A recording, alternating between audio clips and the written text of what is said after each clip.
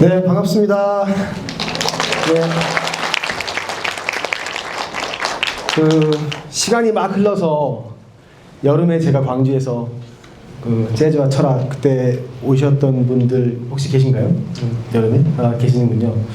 그래서 옷만 바뀌었지 다 그대로 그런 것 같아요. 여러분 너무 감사드리고 우리 박고영 교수님 잠깐 나오셔서 우리 함께 재즈와 철학 2의 계시를 알리겠습니다. 반갑습니다. 박고영입니다. 의자 안 주나요? 의자. 의자? 그거 선생님 거 아닙니다. 제 겁니다. 뒤에. 앉으시죠. 다시 한번 같이 인사드릴까요? 네. 반갑습니다.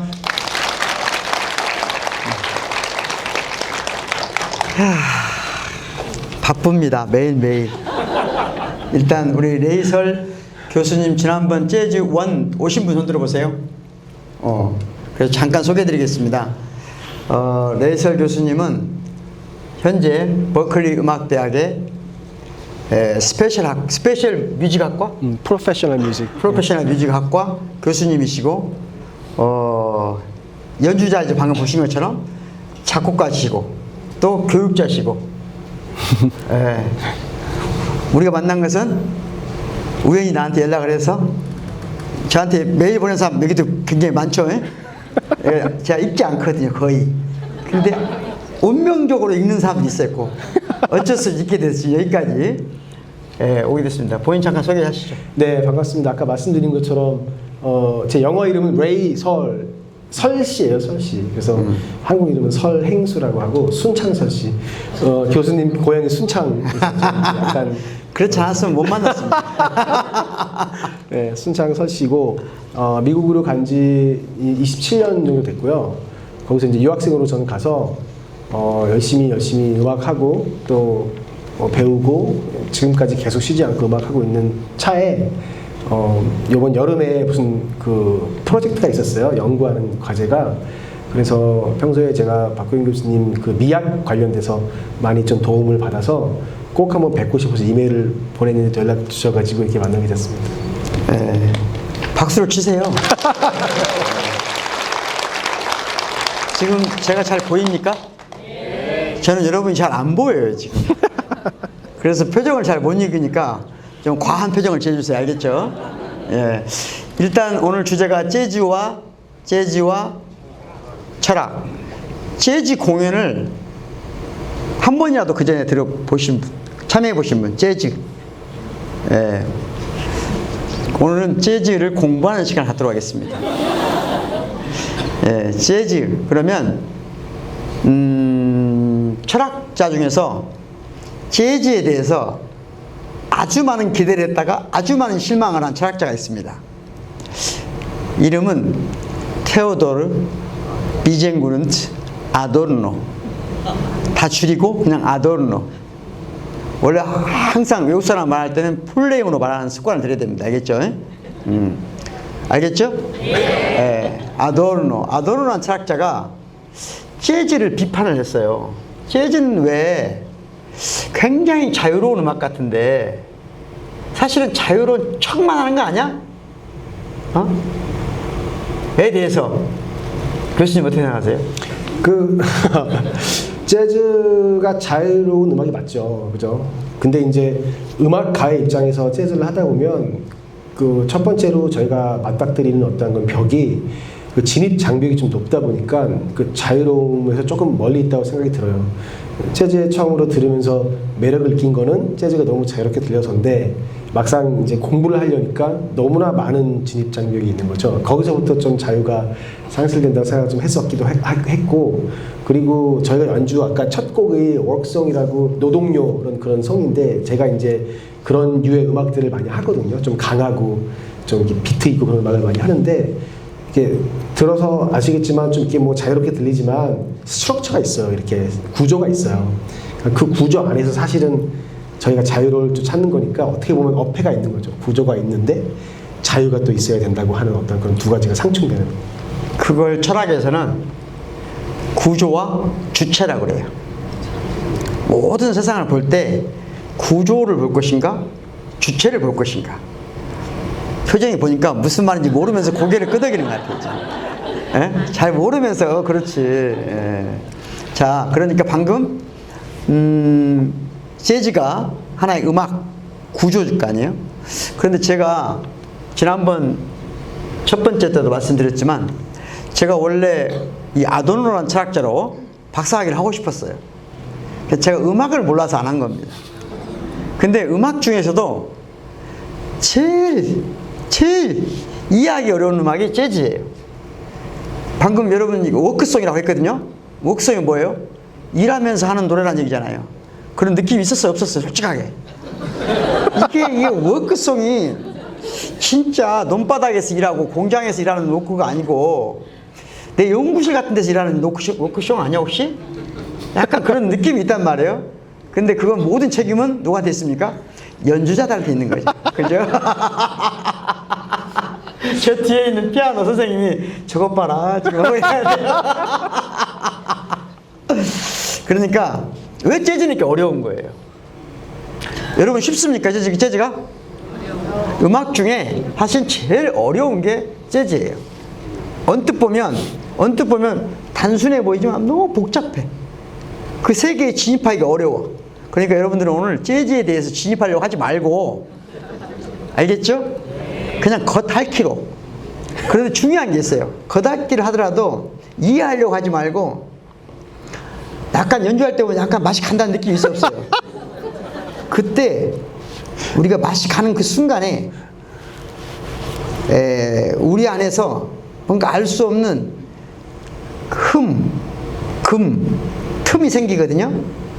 그 틈 안 생기면 어쩔 수 없고요. 어디선가 스크래치가 느낌이 와. 내 심연에 있는 스크래치, 내 심연에 있는 어떤 구멍, 거기에서 슬쩍 뭐가 나와서 연주자들의 그 미치는 순간에 살짝 연결된다는 느낌을 찾는 거다. 말이 돼요? 아, 그럼요. 말이 되죠. 네. 저 같은 경우에는 이제 재즈 음악을 할 때 최대한 쉽게, 관중들이 듣기엔 쉽게, 근데 이제 연주자들한테는 조금 챌린지 있게 그 어프로치를 해서 그 다음 곡 연주할 거는 이제 좀 이따 들려드릴 텐데, 제 딸을 위해서 제가 쓴 거예요. 이제 가장 예쁘고 가장 단순한 멜로디로 이제 딸이 태어났을 때를 표현을 하고, 또 앞으로 나올 이제 제가 언어의 감옥이라고 하는 음악극에 대해 설명도 드릴 텐데, 거기를 관통하는 곡 중에 하나인데, 그 곡은 되게 쉬워요. 근데 연주자들은 연주하기 굉장히 어려운 게 그 변박자가 많이 들어있어요, 그 안에. 애기들이 어디를 튈지 모르잖아요. 그래서 그런 걸 표현하다 보니까 쉬우면서도 어렵다. 뭐가 함께 있는 어떤 그런 느낌? 잠깐 들어가려고 하는데요. 들어가려다가 내실 교수님이 말도 안 되는 얘기를 한다 이런 느낌이. 그래서 제가 그 철학 교수로 사람들이 저한테 그래요. 참 철학을 쉽게 말씀한다. 나는 쉬우라고 한 게 아닙니다. 쉬울 수가 없어요. 그냥 쉽게 알아듣는 거예요. 무슨 말 이해했어요? 내 말 속에는 시련이 쫙 어마어마한 이야기 들어있는데 자기들 마음대로 쉽게 이해했다고 하는 거예요. 지금 우리 보고 쉽게 말했지만 사실 어렵습니다. 자기한테 쉽지. 안 그래요? 어려워요. 어렵죠. 어려워요. 그래서 이해하려고 하지 말자. 알겠죠? 오늘은 뭐죠? 오늘의 목표는? 예? 연결. 알겠죠? 무엇과 무엇이? 틈과 틈이. 금과 금이. 구멍과 구멍이. 알겠죠? 자, 음악을 들으면서 연결하겠습니다. 네, 감사합니다.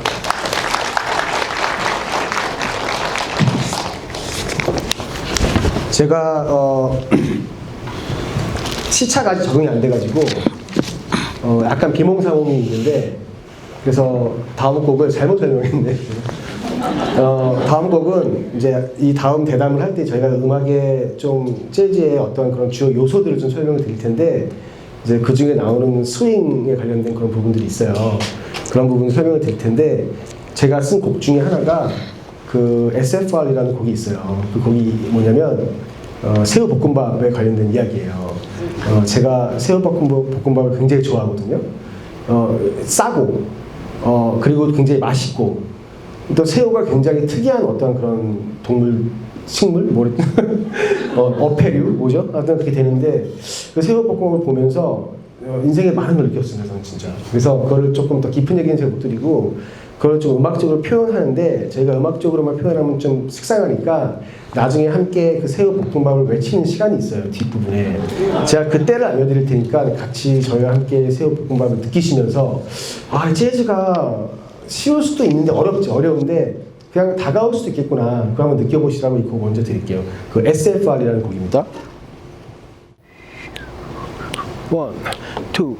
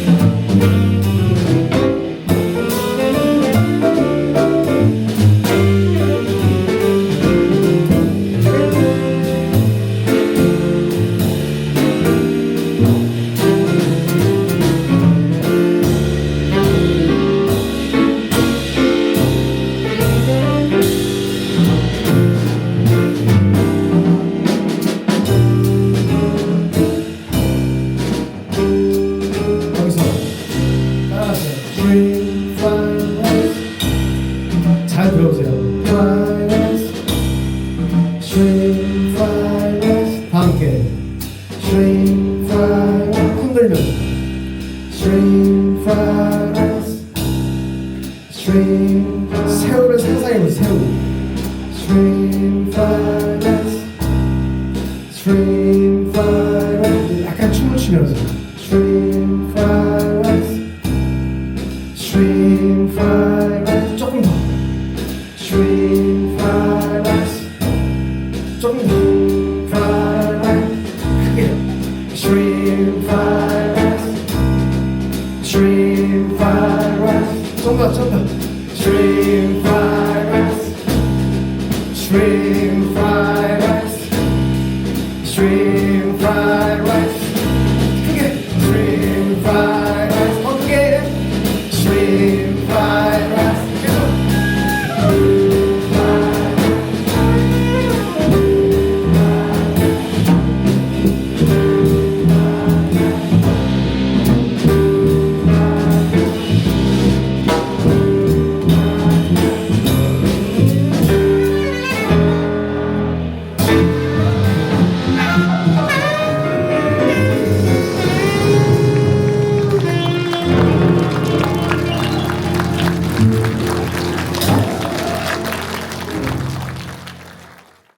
우리 박근홍 교수 다시 모셔서 이제 조금 더 깊은 대화를 좀 하고 싶어서, 오늘은 이게 사실은 콘서트라기보다 콘서트이지만 대담과 대화, 그게 좀 더 주가 되거든요. 그래서 오늘 좀 깊은 대화를 좀 해보겠습니다.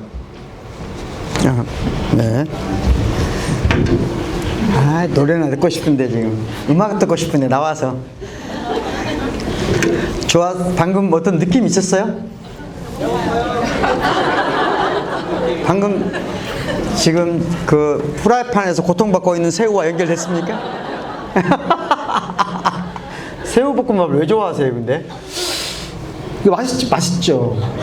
네, 싸고 싸니까 일단. 한국은 좀 비싼가요, 새우가? 아니, 네? 10,000원 넘어요. 새우볶음밥이 비쌉니까, 쌉니까? 저는 뭐 볶고 이런 걸 안 좋아해서. 아, 오늘은 그래서 제가 지난번 저는 공연을 봤거든요, 같이 서울에서 공연을 봤는데, 그때도 이렇게 좀 했는데, 오늘이 이제 또 두 번째 듣는데 갑자기 계속 일단 소개를 하겠습니다. 그 이따 또 소개하겠지만 김영직 선생님, 제가 말이 되는가 안 되는가 모르겠는데 계속 듣는데 우리 저 뭔가 음이 뭔가 절제된 느낌이 계속 받죠? 제가요? 예. 제가 잘못 보고 있는지 모르겠는데, 예. 그러니까 재즈, 드럼, 뭔가 굉장히 절제돼 있다.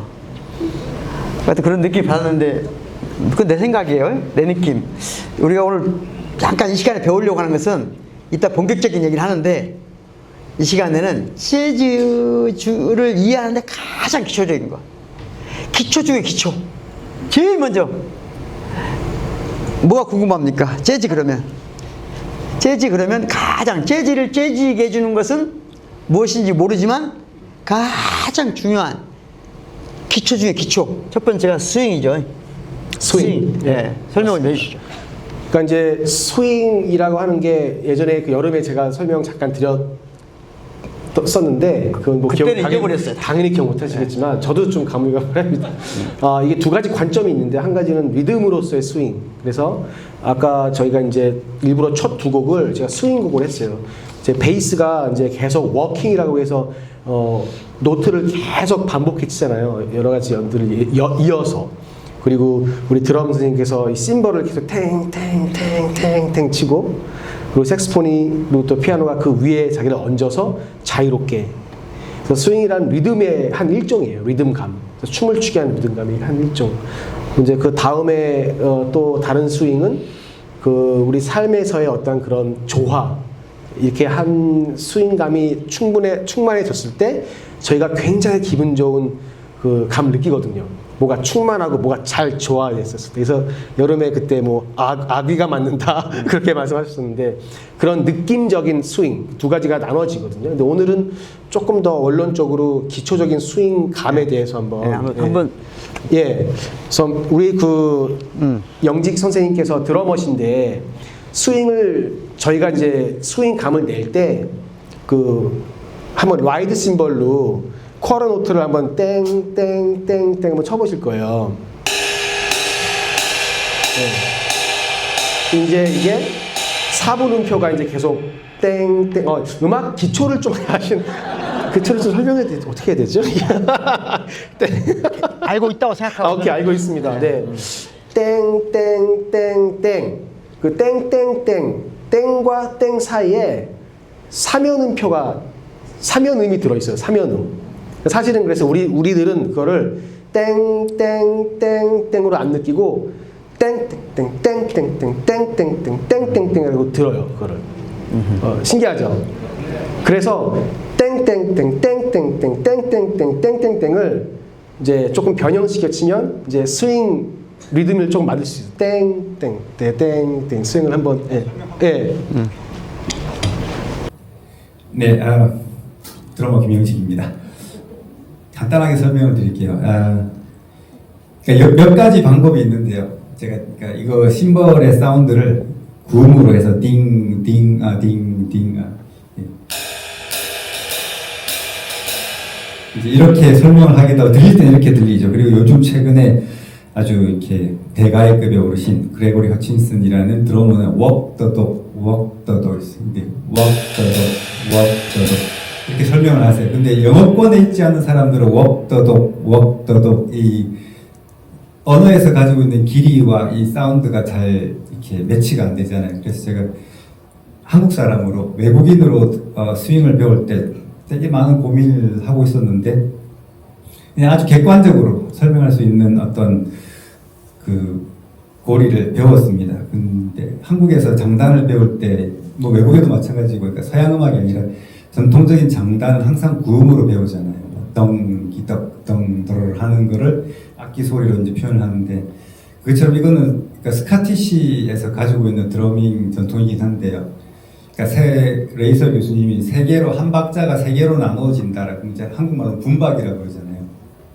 그 분박을 말로 표현을 해주는 거죠. 그 영어긴 한데 1 트리플렛, 2 트리플렛, 3 트리플렛 할 때 이제 let 액센트가 있잖아요. let에 액센트가 들어가서 1 트리플렛, 2 트리플렛, 3 트리플렛, 4 트리플렛 이래서 이제 약간 그 음악적인 시간에 잣대를 잡아주는 객관적인 근거가 이제 트리플렛에 3분박에 있다라는 거고요. 이제 그걸 빨리 했을 때 이 정도 편안한 템포라고 이 정도로 이제 빠른 템포로 갈 수 있고요. 근데 어쨌든 연주하는 사람 입장에서는 그 세 개가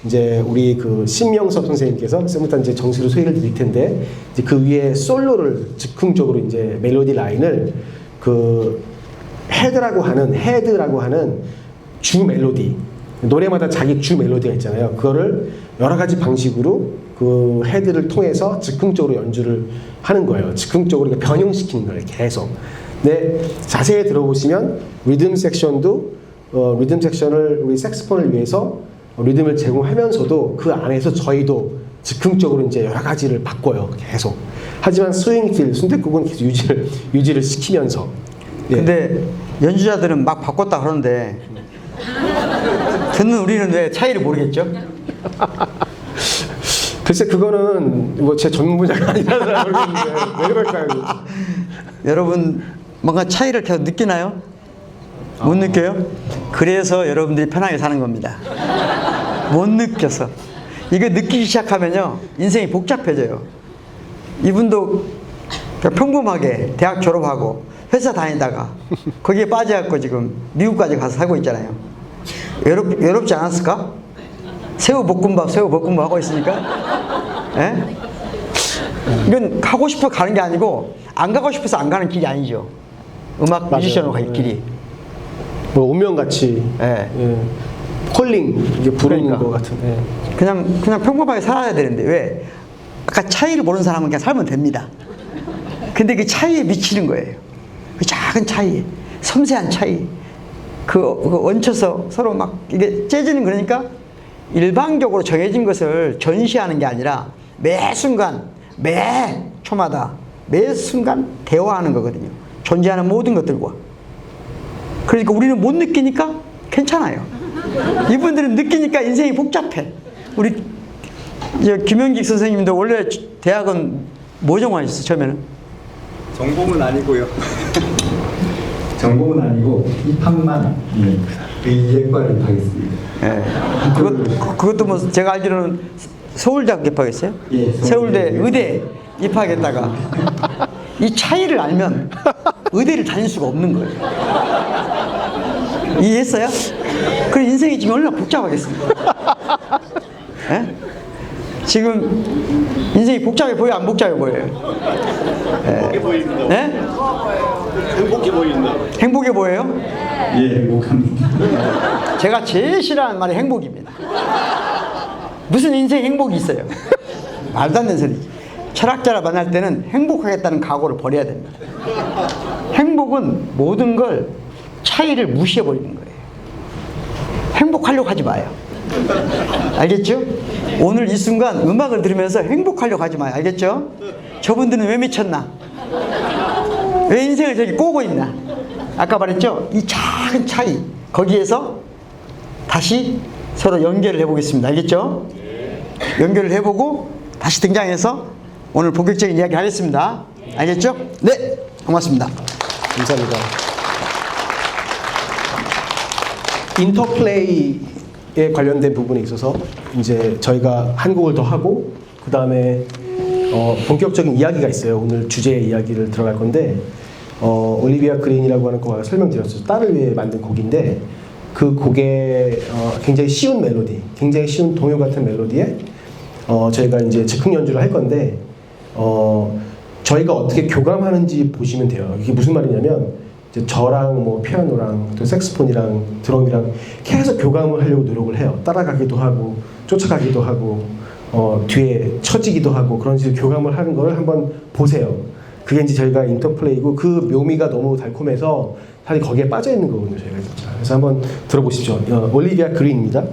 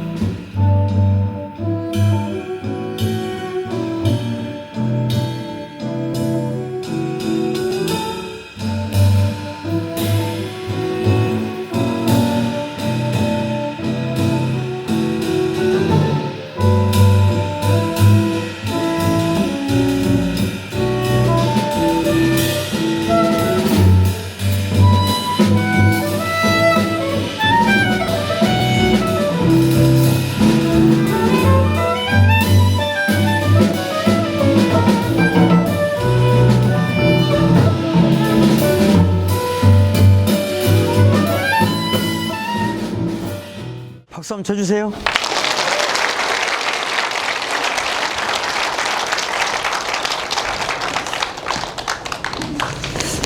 여러분들이 지금 내가 어느 정도의 공연을 보고 있는지 모르는 것 같아요. 그게 걱정입니다. 에? 우리 어쨌든 세계적으로 이런 류의 뭐 우리가 흔히 한국 사람들이 뭐 실용음악, 스페셜 뮤직 이쪽에서 세계적인 대학 이 두 분 다 동문입니까? 그렇죠. 졸업생들. 예. 여러분들은 지금 버클리 음대 출신들의 에? 그건 오로지 나 때문에 가능한 거예요. 에?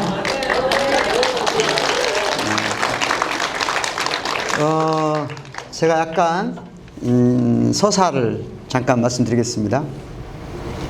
어느 날 이 아저씨한테 연락이 와서 서울에서 카페에서 만났죠, 처음. 근데 전 특징이 있는 것 같아요. 어떤 사람이든 딱 처음 만나는 순간 친구가 된다 안 된다는 알 수 있어요. 한마디 문장도 안 꺼내도. 근데 그런 사람이 매일 있습니다, 저한테는. 근데 그 중에 만나자마자 우리는 서로 아무것도 모르거든요. 그런데 갑자기 자기 이야기를 하는 거예요. 하여튼 본인이 생각하기도 내가 그런 사람이었나 보죠. 예. 나는 사실은 제가 아주 오래전에 지금 여러분들 아마 들어보면 알 수 있는데 제가 미학 강의 학생들한테 하려고 아주 오래전 컨텐츠이기 때문에 낡은 거거든요. 근데 그걸 하여튼 제가 최근에 여러 군데 연락 받은 것은 주로 외국에 나가서 예술을 가르치는 우리나라 출신의 교수님들이 제일 많이 보는 것 같아요. 그래서 저한테 연락을 많이 그 중에 한 분이었거든요. 그랬는데 와서 그런 이야기가 아니라 갑자기 그런 얘기 하는 거예요. 여기 원래 컴퓨터 전공이죠? 컴퓨터 소프트웨어? 네. 전공하시고 회사를 다니다가 아까 그 차이, 음악의 차이 그게 미쳐서 다 때려치고 미국 가겠다 하니까 아버지는 내 사업이나 나중에 해야지. 아버지 사업하시겠다. 내 사업을 물려받아서 회사 열심히 다니다가 말도 안 되는 소리인 거죠. 네가 뭘 할 수 있어 가서. 근데 엄마가 그래 가라. 그래서 미국을 무작정 가서 어떤 교수를 찾아갔대요. 찾아가서 나 음악을 공부하고 싶다. 그러니까 너 이 악기를 혼자 열심히 해서 마스터가 되면 어느 정도 그때 와라. 그래서 몇 개월 동안 총 길이는 1년인데 6개월 아주 인텐시브하게 네, 했죠. 1년 정도 혼자 아마 돈이 좀 가지고 갔겠죠. 직장생활 했으니까. 그래서 혼자 악기 갖고 노는 거야. 1년 동안. 가르치는 사람은 저 혼자죠. 그냥. 없이. 이 정도면 약간 상태가 안 좋다고 봐야죠. 그래 간 거야. 다 찾아갔어. 1년 만에. 연주를 잘했을까요? 못했을까요? 그건 모르죠. 아무튼 근데 받아들였어요. 그 교수님이. 나중에 들은 바에 의하면 그 교수님이 받아들인 이유는 연주 실력 때문이 아니고 이렇게 1년 뒤에 오라고 했을 때 온 최초의 사람이라는 거죠. 맞아요? 네, 맞습니다. 예. 물론 연주 실력도 있었겠지만 1년 뒤에 오라고 해서 가는 바보가 어디 있습니까, 세상에. 제가 학생들한테 그런 말 할 때 있거든요. 다음에 오세요. 그 말은 무슨 말이에요? 절대 오면 안 돼. 이런 말이거든요. 에? 다음에 저한테 강의해달라고 그래요. 다음에 하겠습니다. 그 말은 절대 안 하겠다는 말이에요.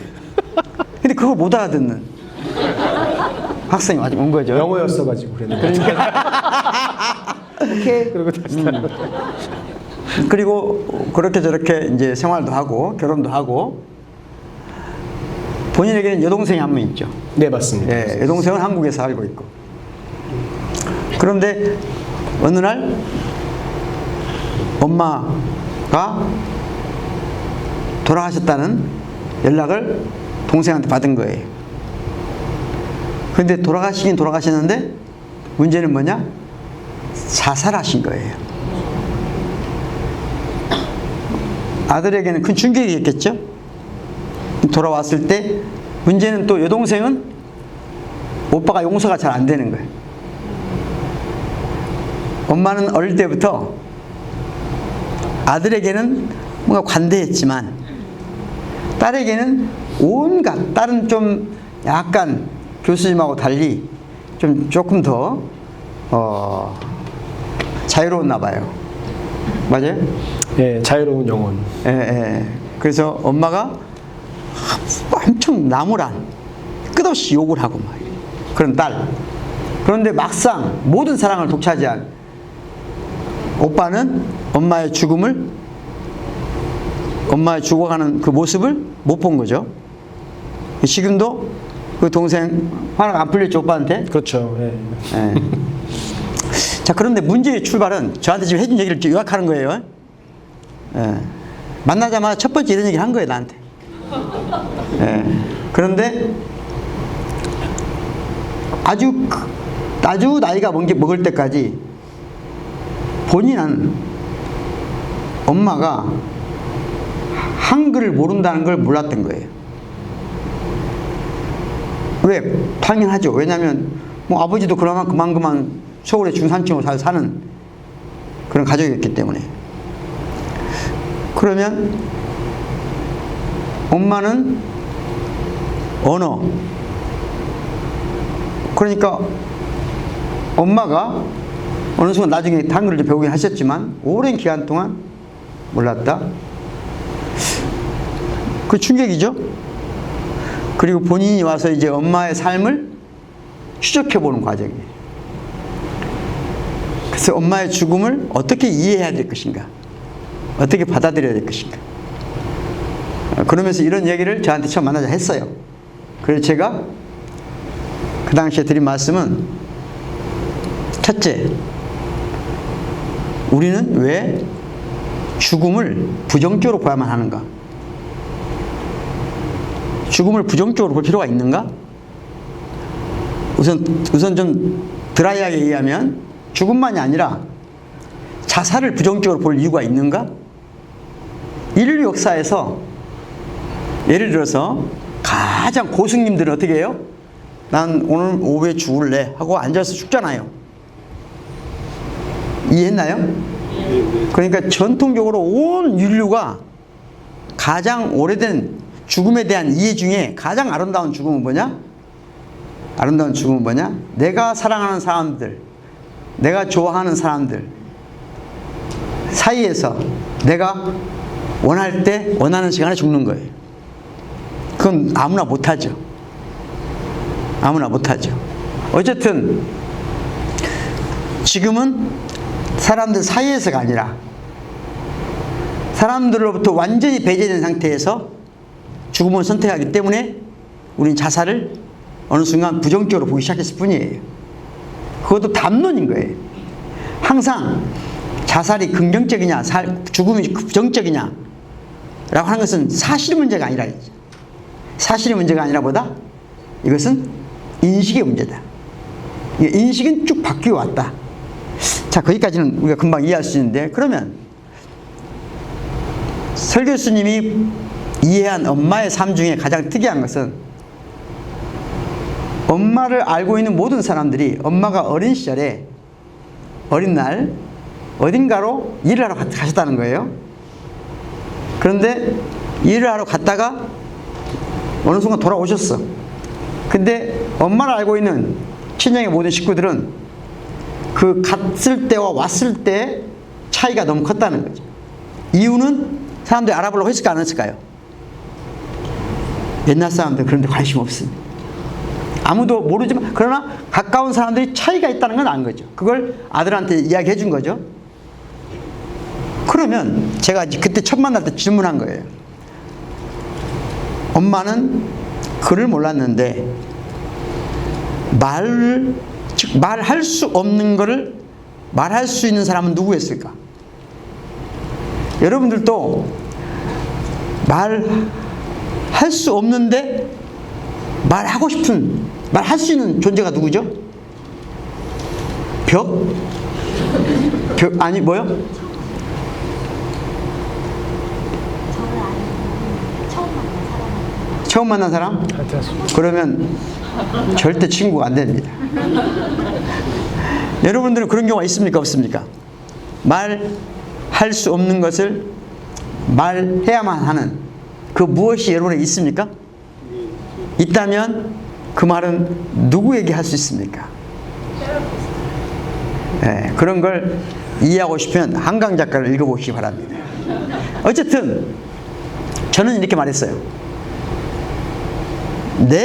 간단히 말하면 그대가 설 교수님이 이 말을 듣고 이해해서 다른 사람에게 말로 전달할 수 없는 나이 때 엄마는 당신에게 반드시 말을 했을 것이다. 반드시 말을 했을 것이다. 그리고 당신한테는 그 느낌이 있을 것이다. 지금 기억은 어느덧 기억은 없지만 느낌은 있을 것이다.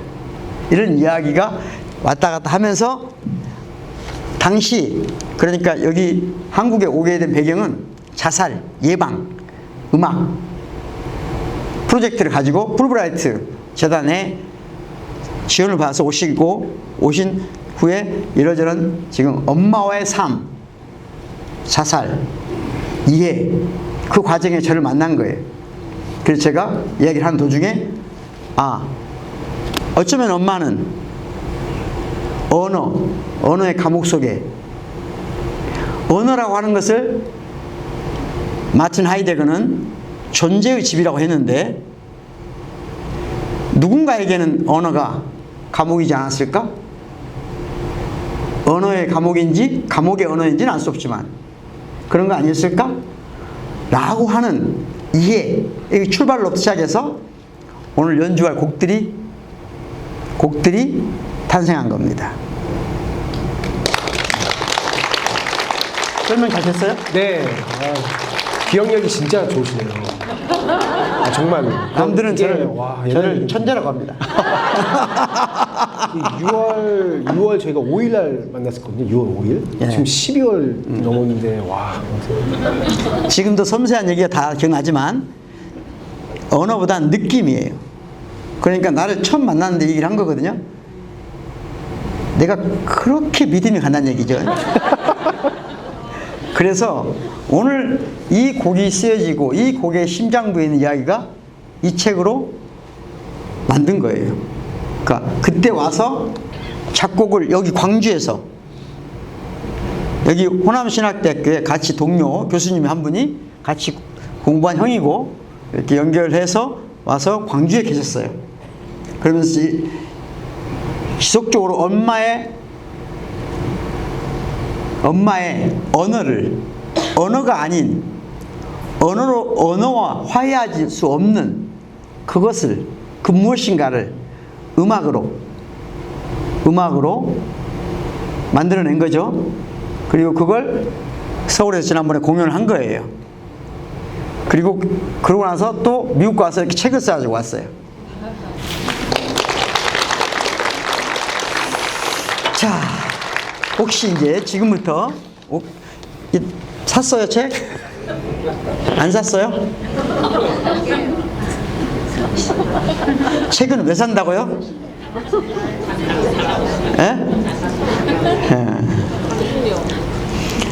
책을 읽는 게 힘든 사람들이 많습니다. 근데 제가 보면 저를 좋아하는 사람들은, 저를 만나러 온 사람들은 기본적으로 대부분은 한 70%는 책 읽는 걸 좋아하시는 분들입니다. 근데 오늘은 보니까 한 50% 같아요. 큰 틀에 이 전체 곡에 대해서 한번 설명을. 네.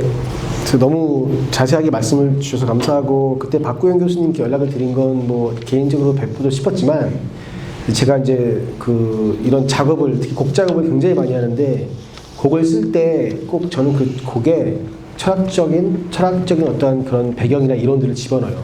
안 그러면 곡이 그냥 제 생각에 개인적으로 그냥 아무 의미 없는 어떠한 그런 메아리 같이 들리더라고요. 그래서 그게 조금 신지가 있으려면 사람들이 좀 많이 이해하는 어떠한 좀 깊이 있게 이해하는 어떤 이론들을 좀 집어넣고 싶어 하는데 이거는 제가 아예 그 어디서부터 시작을 할지 모르겠는 거야. 자살, 어머님에 대한 이야기. 그래서 한번 이제 만나서 여쭤보고 싶었어요. 어떤 철학적 관점이 있는가. 그래서 이게 풀브라이트에서 제가 이제 지원금을 받아서 3개월 동안 여기 와서 이제 음악극을 이제 만들고 싶었습니다. 콘서트를 많이 했으니까 음악극을 만들고 그 음악극 안에 관통하는 8개의 곡을 제가 써서 그 곡을 중심으로 이야기를 풀어서 이제 극을 진행하는 걸 쇼케이스를 이제 했는데 그 안에 원래 제목은 그냥 아들의 어떤 마음에 집중을 해서 그러니까 아들의 마음에 집중을 해서 언젠가 또 볼 수 있으면 너무 좋겠다라고 하는 아주 단순한 생각으로 또 다른 계절이라는 제목으로 이제 했다가 교수님을 만나고 그래 어쩌면 우리 어머니는 그 언어의 감옥에서 탈출하기 위한 어떠한 시도 어떠한 그런 방식으로 죽음을 선택할지도 모른다고 하는 전혀 생각하지 못했던 그런 생각이 든 거예요. 그래서 그때 그냥 제목을 바꿨어요. Another Season, 또 다른 계절에서 언어의 감옥. 그래서 언어의 감옥에 총 8곡이 들어가는데 그게 이제 제가 태어나 어머니가 젊었을 때 이제 어디론가 일을 가셨을 때 어머니의 모습이 저한테는 참 죄송한 얘기긴 한데 참 애처롭고 불쌍하고 또 왜 그렇게 생각했냐면 글을 모른다는 것 자체가 얼마나 힘들었을까. 근데 자존심이 또 우리 어머니는 되게 강했었거든요. 제가 기억나는 어머니가. 그러니까 굉장히 창피함도 있었을 것이고 그런 곳에서 어쩌면 고통을 많이 받았을 것 같다는 생각이 많이 들어서 그 어머니의 그 여정들을 이제 그 돌아가시는 데까지 여정들을 8개의 곡으로 이제 제가 스토리를 만든 거예요.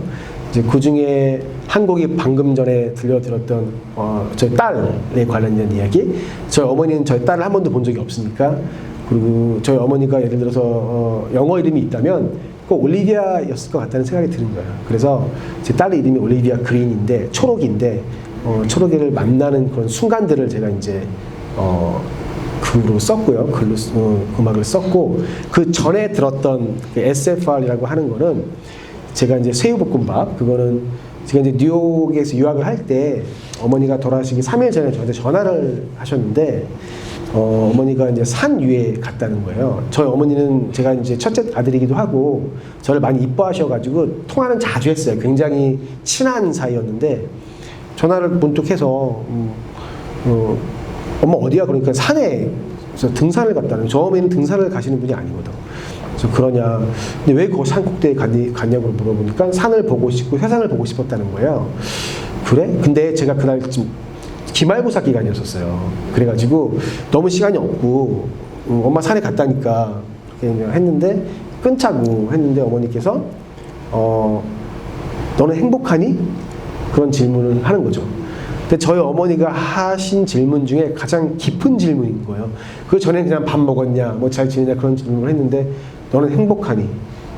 그래서 대답을 했죠. 행복한데 이제 지금은 시험이 있어서 이제 가야 된다. 그리고 이제 전화를 끊고 이제 그 3일 뒤에 돌아가셨는데 그 너는 행복하니라는 질문 자체가 저한테 굉장히 마음에 좀 꽂혔던 거예요. 그래서 제가 이제 이민자, 뭐 유학생으로 살면서 굉장히 힘든 일이 많았었거든요, 저는. 그러니까 저희한테는 새우볶음밥이라고 하는 그 어떤 상징성이 뭐냐면 그거를 만드는 중국 음식점의 중국인 요리사도 영어를 한마디도 못하는 제가 살던 브루클린에 사셨던 분이셨고 제가 그 집에 매일 가서 그걸 먹었던 이유도 서로 약간 동지의식 같은 거. 근데 그 사람의 새우볶음밥이 정말 맛있었거든요. 저는 저 재즈도 그렇게 엄청난 그 재즈를 하고 싶었던 거예요. 서로 영어도 못하고 이방인으로 살면서도. 그래서 이 곡을 썼던 거. 그리고 이제 그게 쭉 관통이 되면서 제가 이제 영등포에 광주에서 이제 곡을 더 완성을 한 다음에 나머지 곡에 이제 어렌지, 그러니까 편곡을 할 때 이제 서울 영등포에서 영등포 시장에 가서 상인들이 어떻게 사는가를 잘 관찰을 한 다음에 그 녹음을 다 해가지고 그 삶 자체, 우리가 이제 태어나서 이제 언어를 모른 채로 어머니가 살아갔을 때 그런 정말 삶들을 다 녹취를 해서 그 이제 음악으로 만들고 그리고 나중에 광주에 있었을 때는 제가 총 횟수로는 14분인데 이제 동의서를 받은 건 7분, 여기 몇 분이 와 계신데 그분의 인터뷰를 또 따가지고 거기서 키워드를 다 뽑아서 이제 주제곡을 또 만들고 그 안에 한 가지 키워드가 있었는데 그건 이제 오늘 연주를 할 건데 물어봤어요. 어떻게 의미를 갖고 계시는가, 어떻게 이해하고 계신가 그 죽음에 대해서. 근데 어떤 교수님께서 오늘 여기 와 계신데 교수님께서 자신은 삶과 죽음이 약간 중첩되어 있다고 느껴진다는 거예요. 20년이 지나니까 어딘가에 살아있을 것 같다는 느낌이 든다는 거지. 저희가 어머니의 매일 전화 안 드리듯이 거의 계신 거 보진 않지만 살아겠다는 걸 느끼잖아요. 그것처럼 돌아가셨지만 어딘가에 있을 것 같다는 그 느낌.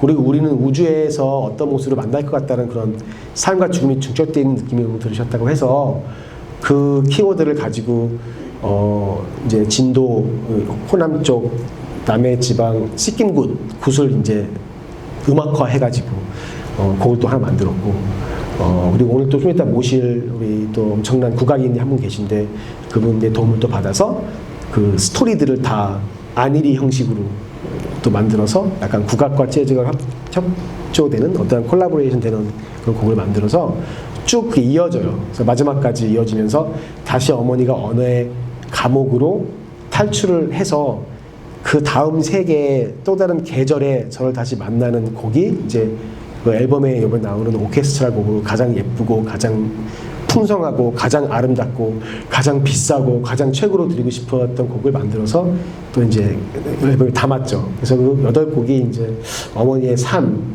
저의 애도, 그리고 이제는 애도보다 공감하고 싶고 좀 나누고 싶다는 마음들. 그래서 그걸 완성을 하고 그 이야기를 책을 쓰고 내년에 이제 이거를 모두 다 집대성하여 이제 음악극을 올리고 싶어서 지금 이제 이런 식으로 책도 판매하고 하는 중입니다. 네.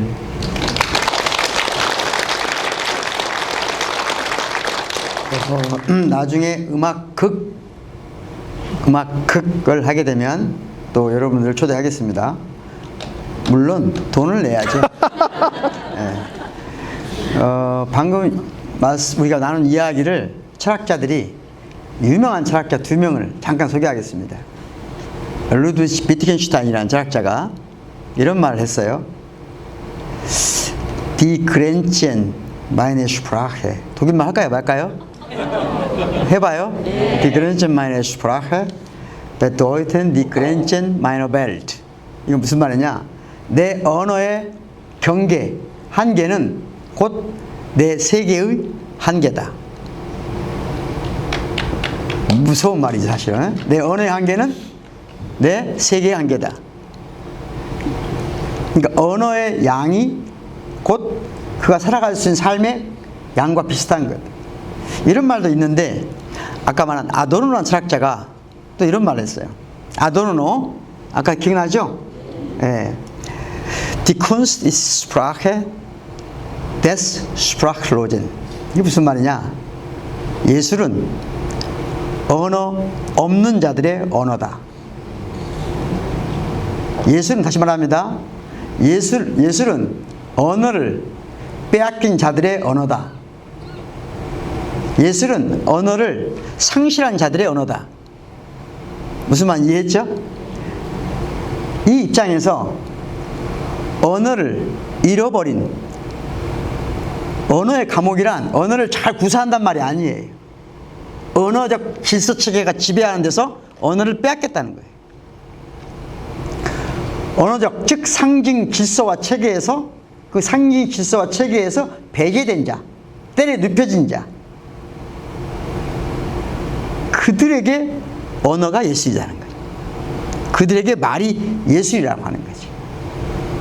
이 맥락에서 삶과 죽음을 만약에 우리가 혹시 음표와 음표 사이로 간다면 자살은 첫 번째 음표, 아직 도래할